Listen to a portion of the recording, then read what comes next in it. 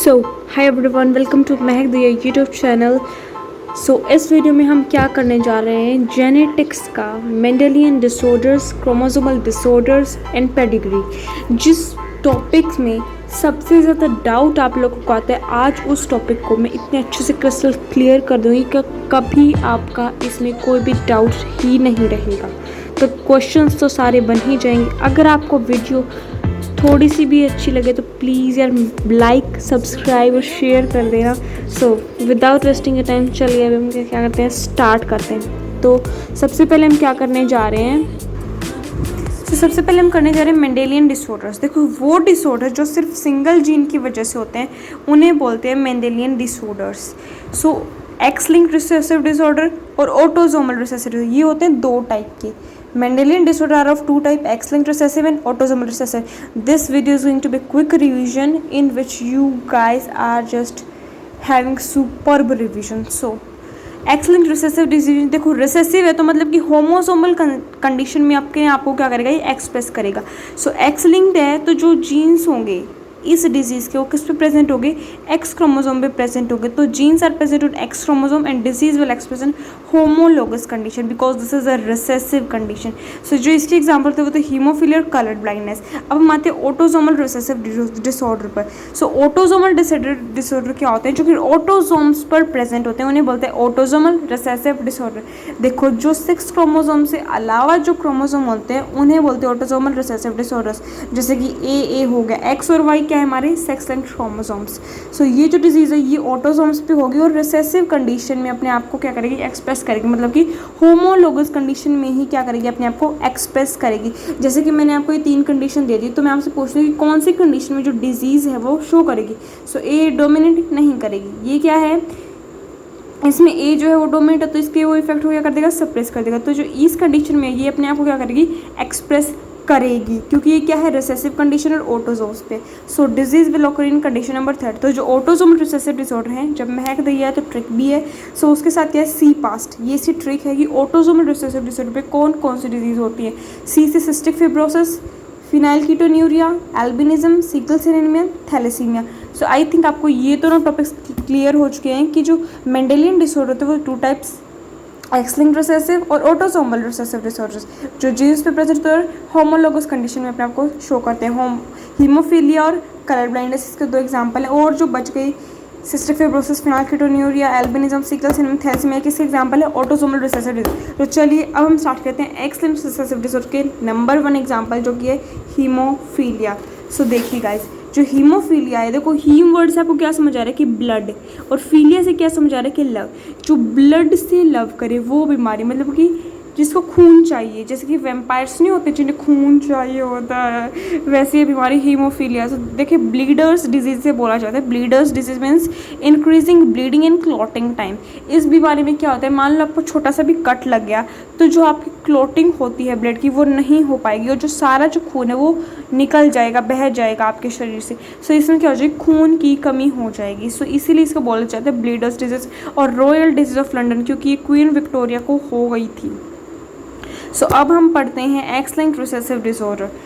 ये किसके एग्जांपल है, मैंने आपको बताया था हीमोफीलिया का। तो इसमें होता क्या है, देखो, जो हमारे कुछ होते हैं क्लॉटिंग फैक्टर्स, जिन क्लॉटिंग फैक्टर्स में एक फैक्टर होता है 8, उसकी कमी की वजह से क्या होता है कि जो हीमोफीलिया डिजीज़ होते हैं उसकी कमी के कारण जो क्लॉट नहीं बन पाता है, उसकी वजह से जो हमारा खून है तो वो बह जाता है और ये बहुत ही डेंजरस डिजीज़ हमें हो जाती है। ये क्या है, एक्स लिंक्ड रिसेसिव डिसऑर्डर है, ठीक है। इसमें यही है, all the clotting factors are, जैसे कि जो भी हमारे क्लॉटिंग फैक्टर्स है वो लीवर में सिंथेसाइज होते हैं। तो ये कुछ मैकेनिज्म है। जैसे नॉर्मल क्लॉटिंग मैकेनिज्म में क्या होता है कि जैसे आपके कुछ क्लॉटिंग फैक्टर्स होते हैं, जैसे 12, 11, 9, 10। जो ये क्या है, इनएक्टिव फॉर्म में है और ये क्या है, एक्टिव फॉर्म में है। जब टिश्यू की इंजरी हुई तो ये टिश्यू की इंजरी ने क्या किया कि जो 12th फैक्टर था इनएक्टिव, उसको एक्टिवेट कर दिया। इसने फिर 11th इनएक्टिव को एक्टिवेट किया, फिर इसने किसको एक्टिवेट किया, 9th इनएक्टिव को एक्टिवेट किया। फिर जो 9 था वो जो 10th को एक्टिवेट करा तो उसके फैक्टर 8 की ज़रूरत पड़ती है। इस फैक्टर 8 की कमी की वजह से ही क्या होता है, हीमोफीलिया होता है। जब फैक्टर 8 नहीं होगा तो आगे मैकेनिज्म होगा नहीं, प्रोथ्रोम्बिन से थ्रोम्बिन नहीं बनेगा, फिब्रिन नहीं बनेगा, तो क्लॉट नहीं बनेगा। तो क्लॉट नहीं बनेगा तो सारा खून बह जाएगा, आपको क्या हो जाएगी, बीमारी हो जाएगी। सो आई थिंक हीमोफीलिया आपको इस समझ आ रहा है। अब हम बात करते हैं जहाँ से क्वेश्चन फ्रेम होते हैं। जो हीमोफीलिया है वो दो टाइप की होती है, हीमोफीलिया ए और हीमोफीलिया बी। जो हीमोफीलिया ए है due to deficiency of factor number 8 और जो हीमोफीलिया बी है वो due to deficiency of factor number 9। इसे बोलते हैं क्रिसमस डिजीज और इसे बोलते हैं क्लासिकल हीमोफीलिया। सो अब मैंने कुछ कंडीशंस लिखे हैं जिससे आप मुझे बताएंगे किस किस कंडीशन में जो हीमोफीलिया है वो होगा। जैसे कि ये कंडीशन आप कमेंट बॉक्स में लिखेंगे किस किस में हो सकता है या नहीं। जैसे XH मैंने बताया कि क्या है, एक्स लिंक्ड रिसेसिव डिसऑर्डर है। सो क्या इसमें होगा कंडीशन में, आप कमेंट बॉक्स में लिखें। देखो जैसे दोनों पर है तो होमोलॉगस कंडीशन भी हो गई और एक्स लिंक्ड तो होगा। इसमें देखिए इसमें होगा नहीं होगा, इसमें नहीं होगा, इसमें होगा। देखो क्योंकि XHY में क्यों होगा, क्योंकि देखो ये क्या है, एक्स लिंक्ड है और होमोजाइगस है, तो वाई लिंक्ड तो है ही नहीं, वाई पे हो चाहे ना इस पर कोई फर्क नहीं पड़ता। तो ये क्या है, एक्स लिंक्ड रिसेसिव, तो इसमें भी होगा, XY पे नहीं होगा। सो इस जो हीमोफीलिया और कलर ब्लाइंड जो एक्स लिंक्ड रिसेसिव डिसऑर्डर है उनके होने के ज़्यादा चांसेस किस में होते हैं, मेल्स में होते हैं। क्योंकि फीमेल के लिए क्या होता है कि जो उसके फादर है उसको भी क्या होना पड़ेगा, डिजीज्ड होना पड़ेगा, तभी उसके अंदर हो सकते हैं। और जो डिजीज़ होता है वो ज़्यादा लंबी उम्र वो नहीं जी पाते क्योंकि छोटी से चोट लगने पर क्या हो जाती है उनकी बीमार। तो क्वीन विक्टोरिया केस स्टडी क्या हुआ, क्वीन विक्टोरिया को कैरियर थी हीमोफीलिया, कैरियर थी तो मतलब कि दोनों पे नहीं था, डिजीज़ नहीं थी। तो XHX और इसकी शादी करा किसी XY से, सो इससे XHX। सो ये जब इसका जो क्रॉस बनाया हमने पुनेट स्क्वायर में वो क्या आया, XYXH। सो इसमें क्या है कि परसेंटेज ऑफ डिजीज चाइल्ड कितना था 25% और परसेंटेज ऑफ डिजीज सन कितना था 50%। सो इसका मतलब क्या था, देखो जो इसमें एक भी जो फीमेल है वो डिजीज्ड है नहीं है, लेकिन जो मेल है वो तो डिजीज्ड है। सो इसीलिए जो क्वीन विक्टोरिया थी उसके जो सारे सन्स थे उनकी डेथ हो गई थी। सो ये कुछ केसेस हैं, आपको बताते हैं कि हीमोफीलिक फीमेल्स वो एक्सट्रीमली रेयर होती हैं। This is the line of NCERT bros. So because for haemophilic female mother should be carrier and father should be diseased. जो हीमोफीलिया है देखो कैसे हो गई, गर्ल को क्या बोल सकते, तो मदर तो क्या होनी चाहिए कैरियर और फादर को भी क्या होनी चाहिए, डिजीज़ होनी चाहिए। अगर फादर डिजीज़ होगा तभी गर्ल में आएगी। तो जब फादर डिजीज़ है तो वो अपनी एज में ज़्यादा मतलब वो ज़्यादा उम्र तक नहीं जी पाएगा क्योंकि ऐसे जो मेल्स होते हैं वो ज़्यादा लोकेटिव नहीं होती क्योंकि चोट तो कभी ना कभी लग ही जाती है। सो इसलिए हीमोफिलिक मेल्स ज़्यादा होते हैं, कितने होते हैं 8% होते हैं और डिजीज फीमेल जो होती है वो 0.4%। This is the data of NCERT। So I think you have got in this point. Haemophilia में क्या याद रखना है कि फैक्टर 8 की कमी की वजह से हो जाता है, क्लोटिंग फैक्टर्स में प्रॉब्लम आ जाए तब होता है, एक्स लिंक्ड रिसेसिव डिजीज होती है तब होता है। दूसरा हीमोफिलिक फीमेल्स बहुत कम होती है, 8% मेल्स में मिलती है और 0.4% फीमेल्स मिलती है। क्रिस्टल के अब चलते हैं कलर ब्लाइंडनेस पे। जो कलर ब्लाइंडनेस है वो क्या है, inability to see particular colour, किसी पार्टिकुलर कलर को देखने की इनएबिलिटी। मेनली इसमें जो कलर हैं वो कौन कौन से हैं, इसके अंदर जो मेनली कलर हैं वो है रेड एंड ग्रीन कलर। इनमें डिस्क्रिमिनेट नहीं कर पाते, जिस बंदे को क्या हो जाती है कलर ब्लाइंडनेस होती है due to decrease number of cone cells. So X linked जो रिसेसिव डिसऑर्डर होती है वो भी किसकी तरह है, हीमोफीलिया और देखो कलर ब्लाइंड दोनों सेम है। तो किस में होगी, आप स्क्रीनशॉट लेके मुझे बता सकते कमेंट बॉक्स में कि कौन से में होगी या नहीं। मैं कमेंट बॉक्स में ज़रूर आपका कमेंट पढ़ें कि आपको समझ में आया है या नहीं। अब देखिए एक केस पढ़ते हैं, जैसे कि इसने बोला कि colour blind males marriage with normal female without female any history of colour blindness. अब देखिए जो कलर ब्लाइंड मेल है वो मैरी करते एक नॉर्मल फीमेल से जिसकी कोई फैमिली हिस्ट्री नहीं है कलर ब्लाइंडनेस की। तो देखो जो फैमिली हिस्ट्री नहीं, तो देखो ये जो मेल है उसकी तो क्या है कलर ब्लाइंडनेस, तो कलर ब्लाइंड मेल का क्या होगा जीनोटाइप ये, और without any family history female है तो XX इसको ना तो एक कैरियर है ना डिजीज है। जिसका हमने पुनेट स्क्वायर बनाया वो क्या बना XCY। सो इसमें क्या मिला हमें, एक भी फीमेल या मेल डिजीज्ड नहीं है। तो परसेंटेज ऑफ डिजीज चाइल्ड बना 0, लेकिन कैरियर चाइल्ड कितने बने हैं, कैरियर चाइल्ड हमारे बने 50%। सो ये क्या है, इस तरह से क्वेश्चन पूछ सकते हैं what is the percentage of disease child, what is the percentage of carrier child, what is the percentage of disease son etcetera etcetera. So देखो जब भी आपको बोले ना कि विदाउट एनी फैमिली हिस्ट्री तो नॉर्मल लेंगे और विद एनी फैमिली हिस्ट्री बोले तो XCX है, मतलब एक क्रोमोसोम पे है। और अगर मेल की फैमिली हिस्ट्री है तो वो क्या होगा, डिजीज्ड ही होगा क्योंकि X लिंक पे है और रिसेसिव है। सो नीट 22 में अभी क्वेश्चन पूछा गया था कि एक कलर ब्लाइंड मेल और कलर ब्लाइंड फीमेल है तो कितने परसेंटेज डिजीज चाइल्ड उनके बनेंगे। तो देखो कलर ब्लाइंड मेल का क्या बना, जो टाइप XCY, इसका XCX। सो जितने भी चाइल्ड बने वो सारे क्या बने डिजीज, तो percentage of disease child is 100%। Are you guys crystal clear with this? So या अब हम चलते हैं आगे। सो देखिए ये कुछ क्वेश्चंस हैं, आप इन्हें प्लीज़ ट्राई कर लेंगे। तो देखिए इसमें क्या है कि अगर दोनों मेल और फीमेल डिजीज है तो 100% ही होगी disease. X linked recessive disease में अगर मेल भी और फीमेल भी दोनों डिजीज है तो ये डिजीज 100% होगी। और अगर फीमेल कैरियर मेल नॉर्मल है तो जो डिजीज़ होगी वो 25% होगी। अगर फीमेल नॉर्मल है मेल डिजीज है तो डिजीज जो होगी 0% चाइल्ड में होगी, लेकिन कैरियर चाइल्ड बनेंगे 50%। अब देखिए जो हीमोफिलिया और कलर ब्लाइंडनेस से मेल कैरियर नहीं डिजीज्ड ही होंगे, क्योंकि कैरियर होने का तो कोई चांस है ही नहीं, क्योंकि एक्स आएगा तो मेल आएगा और कैरियर फीमेल है तो आएगा ही आएगा। So both females are rarely diseased, क्योंकि males die at 17-18 age, they are not so longetive because they die. So यही था। अब हम आते हैं क्रोमोसोमल डिसऑर्डर पर। जो क्रोमोसोमल डिसऑर्डर होते हैं वो दो टाइप के होते हैं, एन्यूप्लॉइड, पॉलीप्लॉइड। देखो एन्यूप्लॉइड से आप याद रखेंगे ए से एनाफेज 2 के फेलियर की वजह से, लॉस और गेन ऑफ क्रोमोसोम की वजह से एन्यूप्लॉइड। और जो पॉलीप्लॉइड होते हैं वो होते हैं due to increase number of chromosome. Poly means many, और ये पॉलीप्लॉइड किस में होती है? प्लांट्स में होती है। सो ये क्या होता है? Due to increase number of chromosomes. तो देखो नॉर्मल सेग्रीगेशन ऑफ क्रोमोसोम का कैसे होता है? ऐसे, जैसे कि ये हमने लिए क्रोमोसोम, इसके ऊपर क्या है? तो जीन्स है, तो ये ऐसे ऐसे म्यूसिस 1 से टूटे, म्यूसिस 2 में क्या हो गए? 4 बन गए। सो अब अगर एन्यूप्लॉइडी हुई है तो मतलब कि एनाफेज 2 का क्या हो गया? फेलियर हो गया। सो जैसे कि एनाफेज 2 में क्या होना था? ये जो अलग अलग क्रोमेटिड्स हैं वे भी सेपरेट होने थे, वो नहीं हो पाए। तो इसकी वजह से जो एक सेल आई उसमें तो क्या हो गया? ज़्यादा नंबर हो गया किसका? जीन का, और दूसरी में है ही नहीं। सो एन्यूप्लॉइडी में क्या होता है? लॉस और गेन ऑफ क्रोमोसोम। अब देखिए जैसे कि ये था, इसके अंदर ये म्योसिस 1 क्या हुई? पूरी अच्छे से हुई। म्योसिस 2 में नॉर्मल सेग्रीगेशन ऐसे होना था, लेकिन एनाफेज के फेलियर की वजह से एक में ज़्यादा आ गया और एक में बिल्कुल ही नहीं आया। सो इसमें क्या होगा? ये क्या होगी? n+1, ये क्या होगी? n-1। So this is the loss और गेन ऑफ क्रोमोसोम। अब हम आते हैं आगे, जैसे जंक्शन होता है तो ये बनता है, डिसजंक्शन होता है तो ये अलग अलग से, लेकिन नॉन डिसजंक्शन होता है उसमें मान लो होना था इसका जंक्शन ऐसे, लेकिन ये हुआ नहीं तो ये एक में आ गया, इसमें है ही नहीं। सो ये जो नॉन डिसजंक्शन है वो क्या है? एक्सेप्शनल लॉ ऑफ सेग्रीगेशन, क्योंकि लॉ ऑफ सेग्रीगेशन में क्या होता है? डिसजंक्शन। जो क्रोमोसोम थे 2 में डिवाइड होने थे, लेकिन ये हुए नहीं तो क्या बन गया? Non disjunction. There is an exception of segregation. अब ये कुछ टाइप्स हैं, आप मुझे बताएंगे कि इसमें क्या। देखो जब एनाफेज फेलियर हुआ, जैसे कि ये क्या है? फीमेल, ये क्या है? मेल।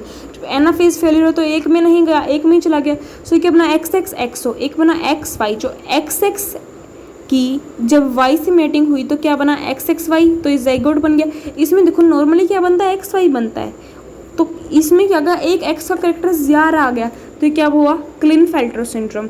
और जब X खाली से जब ज़ाइगोट बनते हैं, इनकी जो फ्यूजन होता है तो क्या बना? XO, मतलब कि इससे फीमेल भी कैरेक्टर जो होगा वो बहुत ही कम होगा।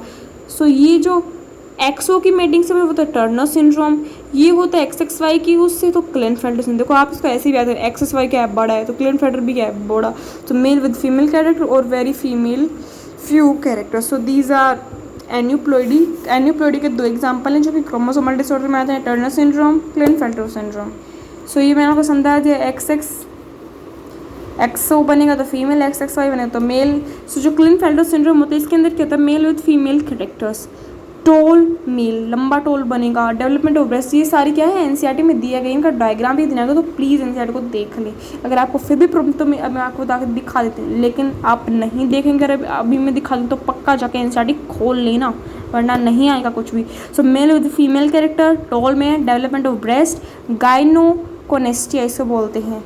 इसमें क्या हो जाता है? डेवलपमेंट ऑफ ब्रेस्ट इनके अंदर आ जाती है, किसके अंदर? मेल के अंदर। तो मेंटल रिटार्डेशन इससे हो जाती है, जब एक्स कैरेक्टर बढ़ता है ना तो मेंटल रिटार्डेशन आती है। तो 44 + X, तो ये क्या हो गया? 47 क्रोमोसोम हो गए, जो कि क्या था? 46 chromosome normal. This is abnormal condition. So अब हम आते हैं एक्सओ पे। एक्सओ पे क्या है? फीमेल, मतलब कि फीमेल भी विद अंडर डेवलप्ड कैरेक्टर्स। ठीक है, ये अंडर डेवलप है, कहीं आपको ना समझ आए। इसके अंदर रूडिमेंट्री ओवेरीज होंगी, लेस फीमेल कैरेक्टर्स होंगे, मेंस्ट्रुअल साइकिल एब्सेंट होगी, बिकॉज क्या है? एक एक्स क्रोमोसोम तो है ही नहीं ना, तो फीमेल कैरेक्टर भी बहुत कम शो होंगे। शॉर्ट स्टैचू का, छोटी सी हाइट की होगी। 44+, इसमें क्या होगा? 46 से कम हो गया, तो ये क्या हुआ? एन्यूप्लॉइडी हुई। इसमें n-1 हुआ, इसमें n+1 हुआ। सो अब हम बात करते हैं डाउन सिंड्रोम। देखो डाउन सिंड्रोम क्या होता है? Due to trisomy of 21 chromosome. ये जैसे कि क्या है? हमारी सेल, इसके अंदर कितने क्रोमोसोम होते हैं? 23 पेयर ऑफ क्रोमोसोम होते हैं। जब 21 फर्स्ट क्रोमोसोम क्या है, ट्राइजोमी हो जाती है, मतलब कि 2n+1 हो जाता है, तो उसे बोलते हैं क्या, डाउन सिंड्रोम। टोटल 3 कॉपीज़ बन जाते हैं 21st क्रोमोसोम पे। तो डाउन सिंड्रोम क्यों होता है, बिकॉज इट वॉज, इसे क्यों बोलते हैं डाउन सिंड्रोम, क्योंकि इसको डिस्कवर किया था लैंगडन डाउन ने। जब डाउन सिंड्रोम होता है तो क्या हो जाता है, कंजेनाइटल हार्ट डिजीज होते हैं, broad and flat face, palm series, partially open mouth होता है, फिशर टंग, बहुत लंबी टंग होती है। सो ये तो Down syndrome due to trisomy of 23rd chromosome, मतलब जो 23rd क्रोमोसोम, इसमें एक और एक्स क्रोमोसोम आ जाता है, due to trisomy of X chromosome है, नहीं ट्राइसोमी ऑफ, मतलब कि क्या है ये, 3 बने, 2n+1 क्रोमोसोम। सो ये तो डाउन सिंड्रोम। डाउन सिंड्रोम में अब देखो मैं आपको कुछ बात, देखो नॉर्मल ये है, फिर n+1 आ गया, ये क्या है n, तो ये क्या है n+1, तो ये कितना बन गया 2n+1। अब इसमें से एक चला गया तो n-1 तो 2n, इसे बोलते हैं मोनोसोमी। 2n+1 को ट्राइजोमी, मोनोसोमी, टेट्राजोमी। जब क्रोमोसोम कितने हो जाए 48, तो टेट्राजोमी में ये भी क्या n+1, ये भी क्या n+1। नॉर्मल क्या था n+1 ना, right. So normal 46, trisomy 47, monosomy 45, टेट्राजोमी 48। नलिजोमी में क्या होता है, दोनों में n-1 होता है 2n, नलिजोमी 4 एक्स्ट्रा ज्ञान है भाई। अब हमारे थैलेसीमिया पे, ये आंसर में थोड़ा दिया, देखो due to shortening of globin chain की वजह से क्या होता है, थैलेसीमिया होता है।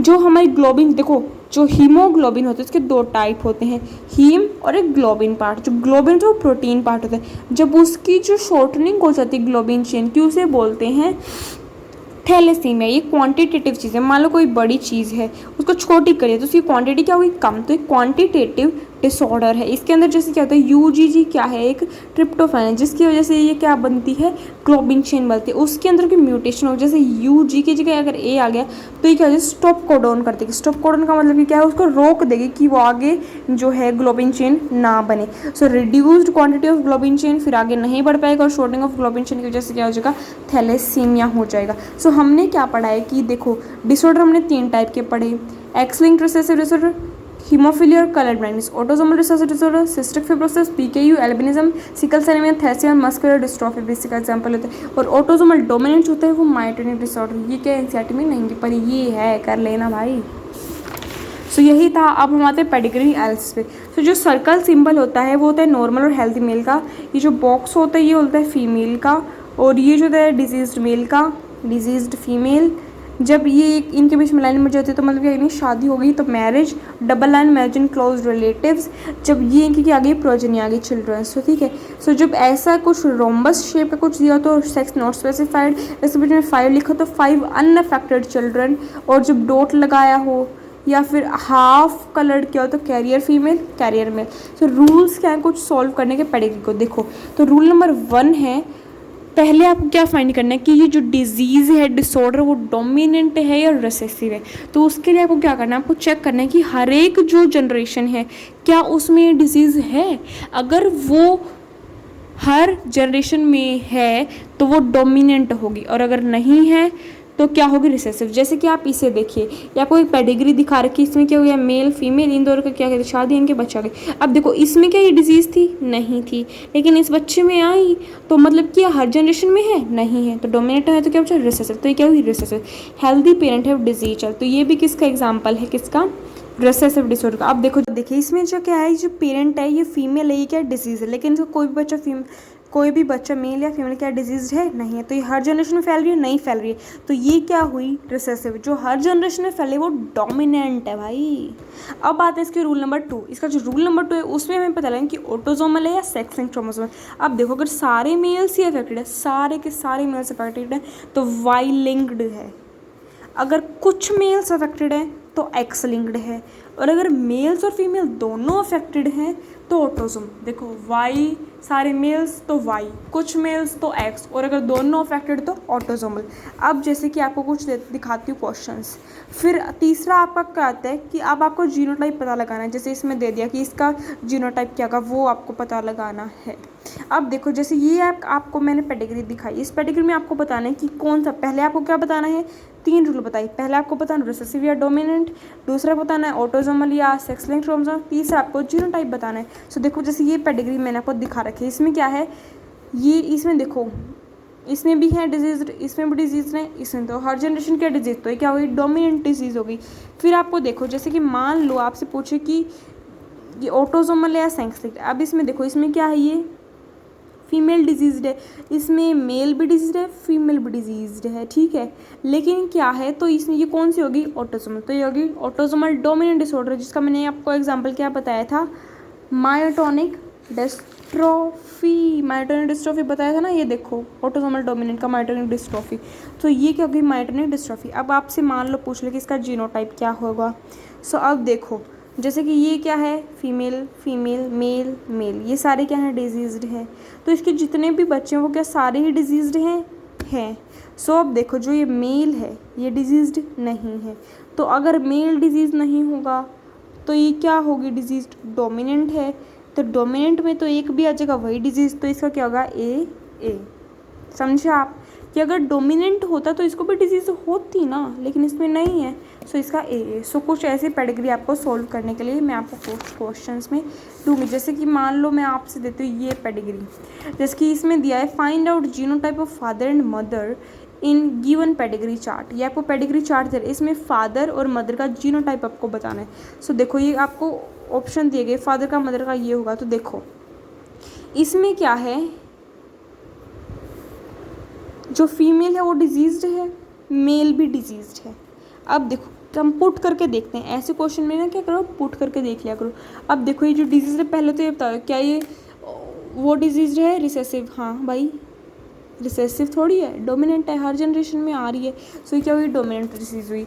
अब देखो, अब हमें क्या बताना है कि जो इनकी जो फादर मदर का जो जीनोटाइप होगा वो क्या होगा। अब देखो जैसे कि पुट करके देखते, मदर का मान लो ए पुट करते हैं, फादर का ए पुट करते हैं, दोनों का डोमिनेंट पुट करते हैं, तो जो डिजीज़ है वो तो डोमिनेंट है वैसे।